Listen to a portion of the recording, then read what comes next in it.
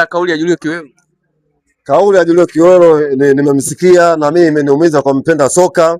Kwa mimi mtetezi ambaye mimi sipendi mambo ya rushwa kwenye michezo. Imenisikitisha kuona kwamba amezungumzia kwamba kuna kipindi cha nyuma tena kazungumzia sio kipindi hichi.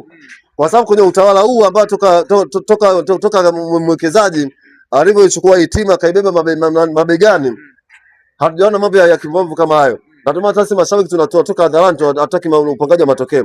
Kazungumzia kipindi cha nyuma alivyokuwa yeye si kocha sio timu gani, kwamba kuna kipindi yani Simba ilikuwa imekamatwa mpaka dakika 87 hawajapata goli, wakafanya mpango ikapatikana goli.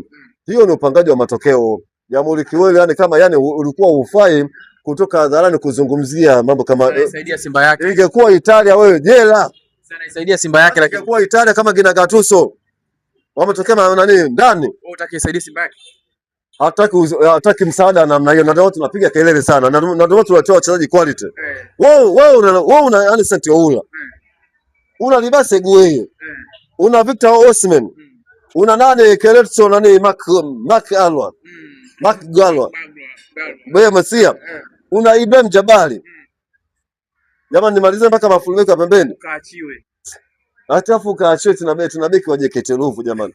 Ni aibu ya taifa.